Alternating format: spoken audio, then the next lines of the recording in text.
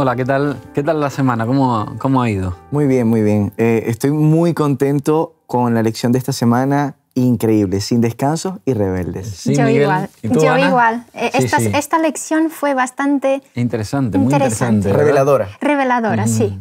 Fijaros, es curioso cómo los investigadores de la NASA se han dado cuenta que los animales predicen a veces terremotos con antelación. Se comportan de maneras diferentes o se altera su comportamiento normal cuando hay un fenómeno que va a ocurrir, un terremoto. Se ha dado, lo estuvieron investigando, como esos, parece que hay unos cambios químicos y tal. En el caso, por ejemplo, en el terremoto del Áquila, aquí en Italia, que en el 2009 ocurrió, y en una zona donde había un estanque muy grande con muchos sapos, con muchas ranas y sapos y tal, como días previos al terremoto, esos animales comenzaron a abandonar el estanque y se quedó el estanque vacío. ¿Sí? Quedaron como 3 o 4 sapos de ranas de todo lo que había.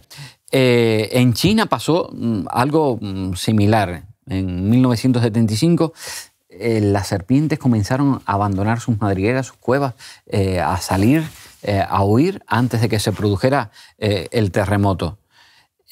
Incluso en Japón, en el 2011, las vacas dejaron de dar leche, de producir leche. Hubo comportamientos raros en los perros, en los gatos, incluso se ha podido estudiar hasta en los elefantes, cómo cuando se producen fenómenos antes de que se produzcan terremotos, maremotos, cómo están intranquilos. Yo pude experimentar esto con una perrita que tenía que se llamaba Canela. En una oportunidad estuvimos en un lugar donde ocurrió un temblor de 7 y algo, y notamos que nuestra perrita estaba muy extraña porque se escondía en las esquinas, empezaba a llorar, se quejaba y nosotros, algo está pasando. Hasta que como media hora después empezó a temblar y nos dimos cuenta que ella había notado algo. Sí, sí, así que los animales pueden percibir lo que nosotros no percibimos. Nosotros, pues la vista es quizás, pero ya cuando estás viendo ya llegó el terremoto.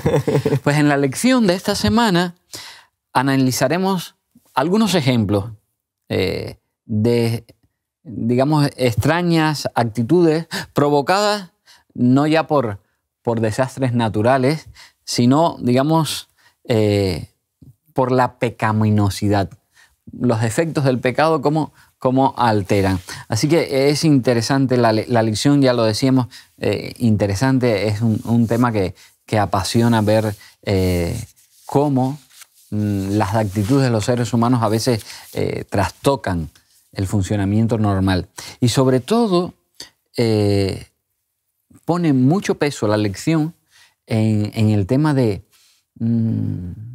cuán discretos deben ser las personas a veces para quejarse con sus comportamientos, no quejarse, porque el quejarse puede ser contagioso. Así que en esta lección vamos a ver un poquito de eso.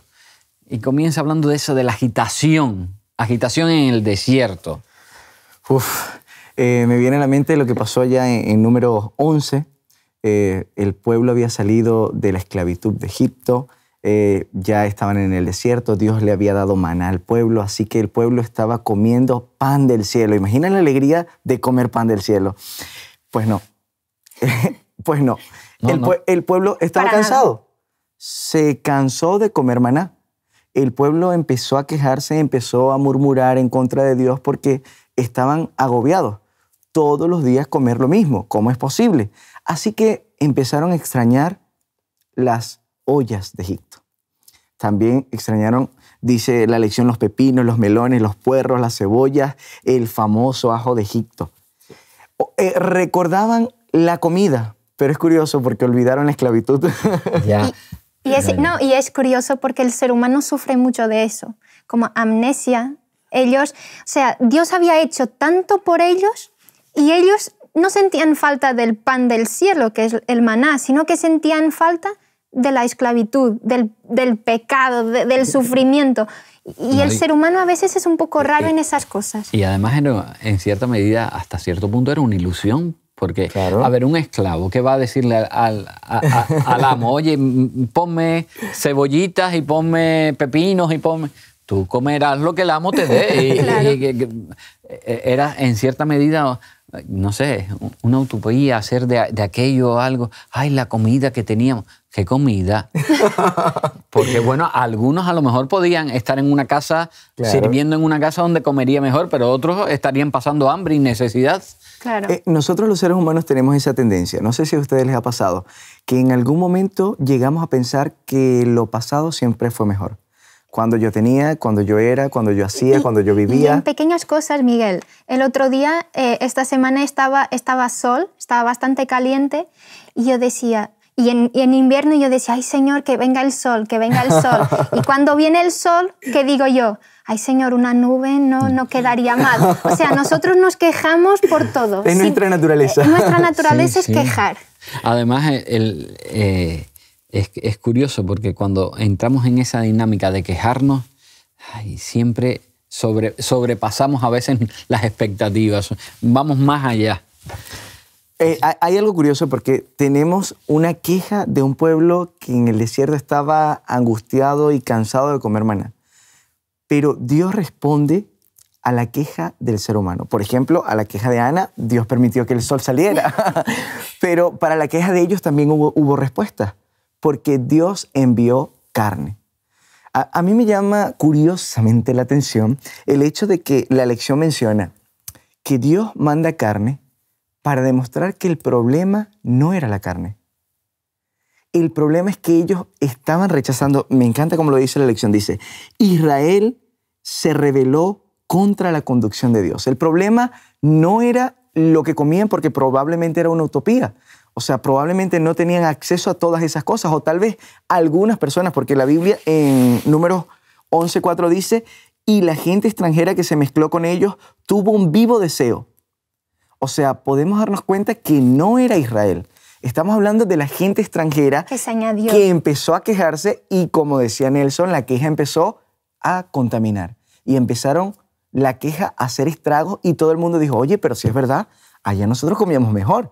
Aquí solo tenemos maná. Es que el problema de la queja y el desánimo es que son contagiosos, son como la gripe.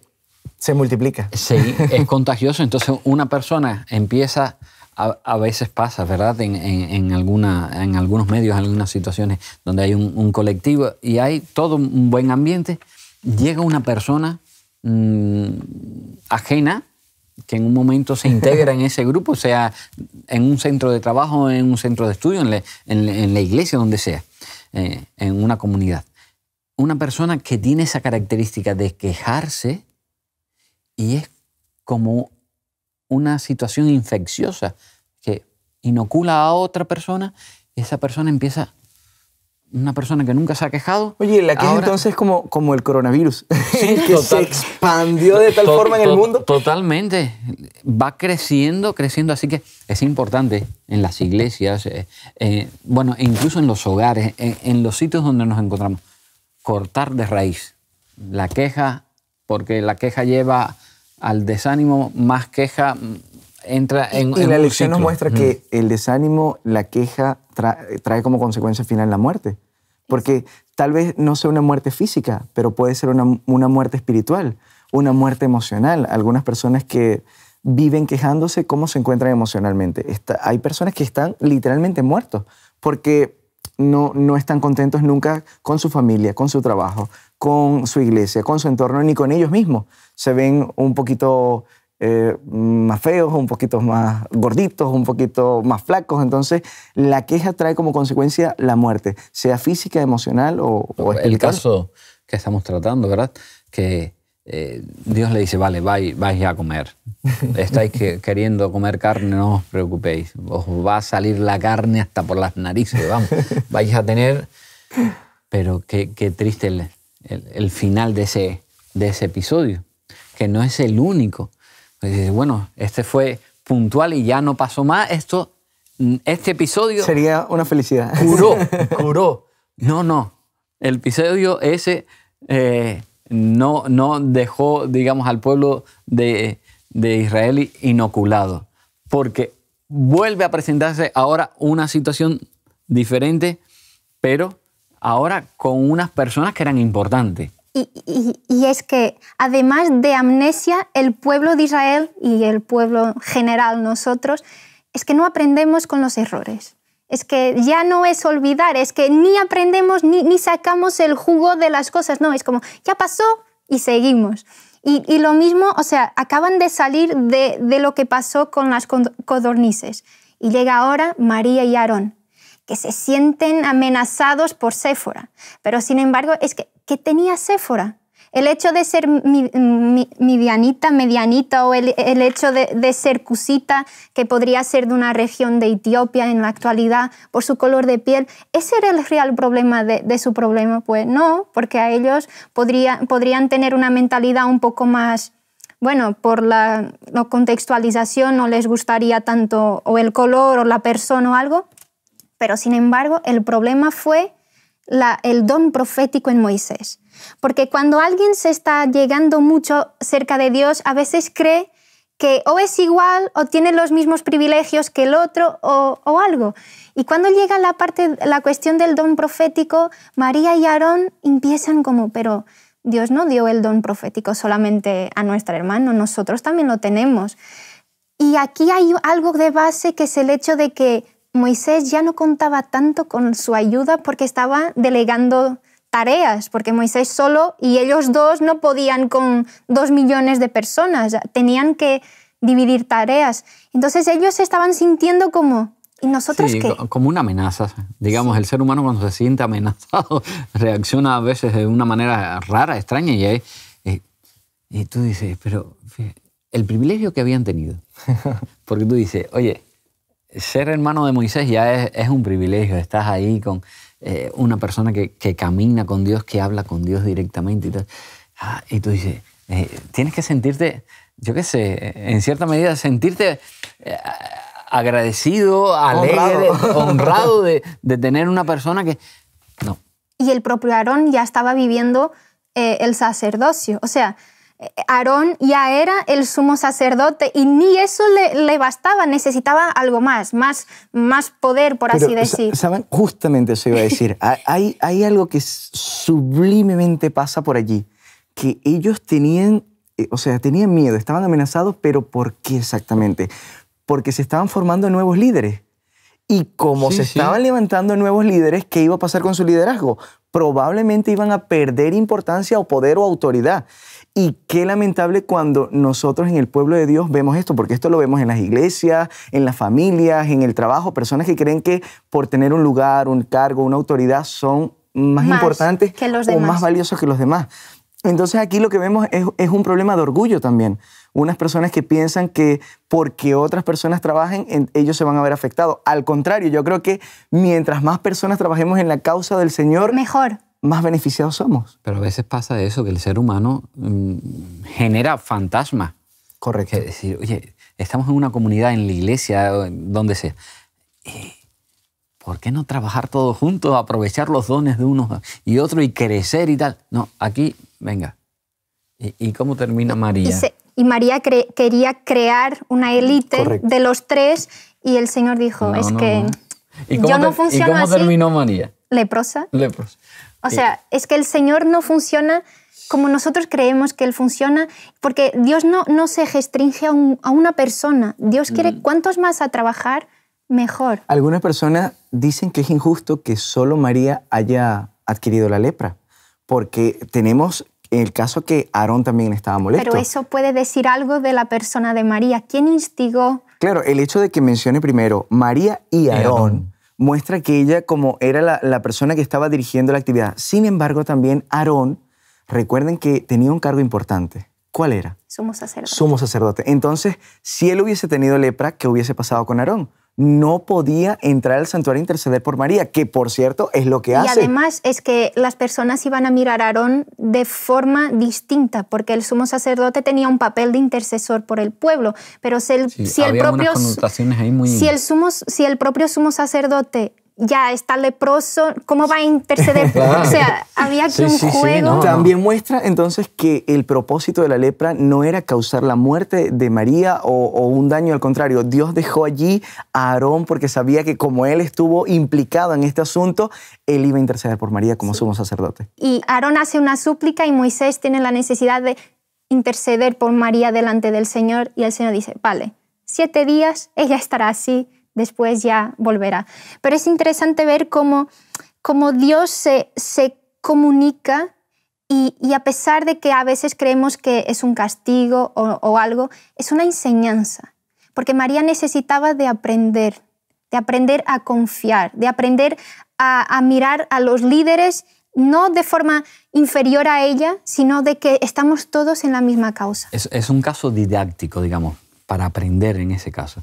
Y yo pienso, oye, si en las iglesias se diera esta situación de la gente que es, digamos, que tiene la tendencia a criticar, a generar problemas así. Tal vez estuviéramos todos alguna leprosos. persona, Eso solamente, estaba pensando. no una semana, un día queda leproso, se acababa directamente el problema en las iglesias, vamos. Pero fijaros, no se detiene en el pueblo de Israel estas situaciones de crítica, de quejas. Siguen ocurriendo ese tipo de situaciones. En el capítulo 13 también de Números ahí presenta otra vez otro momento de frustración. Sí, prácticamente lo que pasó con María nos lleva a esta historia, porque Dios en María quería que ella viera, mira, no es en ti que está el poder, no es en ti que está la autoridad, es en Dios. Y con los espías pasa algo parecido, porque ellos llegaron a pensar que iban a vencer por su propia fuerza. Entonces, bueno, la historia es muy simple. Dios le pide a Moisés que envíe a 12 personas a verificar cómo está esta tierra que querían conquistar. Ellos van, se dan cuenta que es una tierra espléndida, dice en Números capítulo 13, versículo número 27. Y les contaron diciendo, nosotros llegamos a la tierra a la cual nos enviaste, la que ciertamente fluye leche y miel, y este es fruto de ella. Me encantó esa palabra, la que ciertamente. O sea, lo que Dios prometió está cumplido. Ahora, ya lo hemos visto. Pero hay un problema. Porque dentro de este pueblo habían algunas personas que eran guerreros, que eran, bueno, muy altos, un poco más altos que yo. eran muy altos, eran personas fuertes y el pueblo pensó, como María, que todo dependía de ella o debía depender de ella. Así que ellos pensaron que ellos tenían que enfrentar a estos gigantes, que ellos tenían que luchar contra este pueblo y ellos iban a vencer. Por eso estos 10 espías empiezan a quejarse y empiezan a decir, no vamos a poder hacerlo. Perdieron la paz porque perdieron el descanso en Dios. Pensaron que sería por sus propias fuerzas. Sí, y es curioso porque también la lección, pienso que podemos aprender de ella, el no tomar decisiones cuando estamos cansados. Porque esos espías venían, estaban cansados, habían hecho, y de pronto se ponen, en cierta medida también, a quejarse. Y, Claro. y a contaminar el pueblo. La tierra es buena y tal, y fluye leche y miel, símbolo de abundancia. Lo que no teníamos en el desierto, las carencias, aquí ya se acabaron las carencias, aquí hay de todo. Pero, ojo, que esto es imposible. Es que imposible, el plan imposible. de Dios era que ellos pudieran ver que, además de que era real, ellos iban a vivir ahí. O sea, ellos no fueron solamente a verificar y nunca más venimos aquí. No, es como, ved cómo será vuestra vida aquí. Y a la vez de ellos llegar y decir, señores y señoras, aquí es espectacular, vamos, el Señor está con nosotros. No, ocurrió eso a 2 y los demás 10 se... Sí, Josué y Caleb se mantuvieron como mirando a lo invisible, sabían que Dios estaba por encima. Y es interesante eso, porque nosotros a veces en las iglesias, en nuestros hogares y tal, podemos afrontar una dificultad, llega un problema, enfrentamos una situación que a lo mejor no estábamos preparados para ello, porque pienso, ¿no?, que ellos llegaron allí, pensaron, ya, como el Señor nos está bendiciendo, nos está abriendo todas las cosas, nos va encaminando, pues ya llegamos allí, mira, allí llegamos y tenemos hasta los sembrados ya hechos. No, hay dificultades. Es una manera también del Señor enseñarnos a nosotros que también, aunque el Señor nos promete bendiciones, también a veces al ser humano en este momento nos llegan dificultades. Pero no hay que perder la calma cuando lleguen las dificultades. Claro. Para eso tenemos a Dios, para eso. Y por eso Josué y Caleb siguieron insistiendo, no, el Señor nos va a bendecir, nos va a seguir bendiciendo. Es que ellos tenían o sea, lo que los 10 espías estaban diciendo era verdad. O sea, sí, ellos no podían, pero se estaban olvidando de quién podía. Mientras que Josué y Caleb dijeron, sí, nosotros no podemos, pero Dios está con nosotros y vamos a poder. Pero como hablábamos hace poco de la queja, que es una semiente que se extiende, eso se extendió por el pueblo. Y el pueblo que empezó a decir, ojalá, es que esta frase me hace pensar mucho, ojalá muriéramos en el desierto. Versículo 2 del capítulo 14. Ojalá muriéramos en el desierto. Nosotros lo que decimos tiene mucho, o sea, impacto. Tiene mucho impacto y no decimos cosas por decir, en vano. Y aquí el Señor, después, cuando viene y está frustrado con el pueblo después de tanta cosa que hizo por él, el pueblo que hace está, no quiero, Señor, gracias, pero volvamos para Egipto, o mejor, que muramos aquí. El Señor dijo, ¿queréis morir? Vale, vosotros pedisteis, no yo. Vosotros dijisteis que querían morir, no yo. Y entonces el Señor, el 40 días por 40 años y todo el episodio de que iban a morir esa generación, no fue que el Señor quisiera eso, sino ellos han pedido eso. Y el Señor a veces funciona de formas que no entendemos. No. Pero el Señor necesitaba que la generación que entrara estuviese preparada para entrar. Hay algo interesante sobre la autoestima de estas personas, porque nos damos cuenta que los 10, ¿cómo se consideraban frente a las otras personas? Como langostas. Somos pequeñitos, somos insignificantes. Pero ahora, Josué y Caleb, ¿cómo ellos sabían también que eran realmente como langostas? Claro. Pero los dos tienen la misma situación, solo que una perspectiva diferente. Josué y Caleb dicen, nosotros somos como langostas, pero conmigo viene un poderoso gigante. Y los otros, mira, nosotros somos como langostas y ellos son muy grandes. Sí. Entonces, aquí nos damos cuenta que la estima del cristiano debe basarse no en lo que somos ni en lo que creemos de nosotros mismos, sino en lo que Dios ve de nosotros, en quién nos acompaña, en quién hemos creído. Y cuando nosotros basamos nuestra estima en Dios, entonces podemos decir que somos príncipes. Así como dice Pedro, mira, no son cualquier cosa. Somos un pueblo escogido, somos real sacerdocio, somos una nación santa. Esa debe ser la estima de un cristiano, entender que somos un pueblo que está de la mano del Creador de los cielos y la tierra. Y solamente con eso, con depositar la confianza en el Señor. Ese Señor que era tan poderoso, que había hecho cosas tan magníficas para que salieran de allí de Egipto. Chicos, deja al Señor, déjale. No quieras ser tú el que tengas la última palabra. Deja al Señor. ¿Es verdad que hay estas situaciones? Es verdad. ¿No lo sabía el Señor? ¿O el Señor se enteró en ese momento? Cuando ellos fueron, mira, y ahora vamos a decirle al Señor que pasa esto. No, ya el Señor lo sabía. Deja al Señor. El personaje extraordinario aquí es Moisés, ¿verdad? Porque Moisés es una figura de Jesús, de Cristo, del intercesor. Es que a mí me gusta mucho imaginar, porque una cosa es hablar, pero imaginar la piel de quien está viviendo las cosas. Y ahora estar pensando en Moisés, el líder, viendo todo lo que Dios hizo por este pueblo que no merecía, pero el Señor aún así hace. Y ahora, ¿qué? Están pidiendo la muerte, están pidiendo regresar. ¿Qué hacer? Y Dios dice, Moisés, se termina aquí. Yo, a partir de ti, un gran líder, un gran pueblo, todo. Y Moisés dice, no, Señor. Es que después de todo, no puedo vivir sin este pueblo. Con sus defectos, pero no puedo. Hombre grande, Moisés, grande. Y esa súplica, esa intercesión por el pueblo, es de ahí que sale, la misericordia de Dios por 40 años con el pueblo.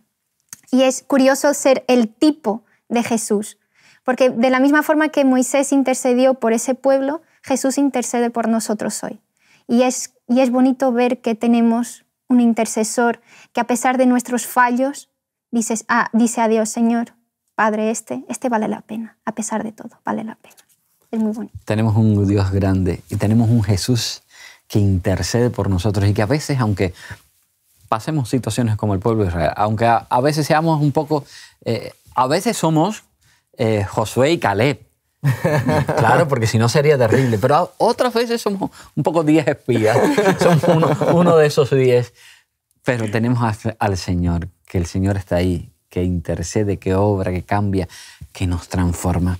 Así que es una bendición, ¿verdad? Contar con Dios para cambiar esos defectos, para dejar atrás y sobre todo, cuidado con las equivocaciones, cuidado con las quejas, con el desánimo. Que el Señor nos bendiga, disfrutemos en el estudio de su palabra.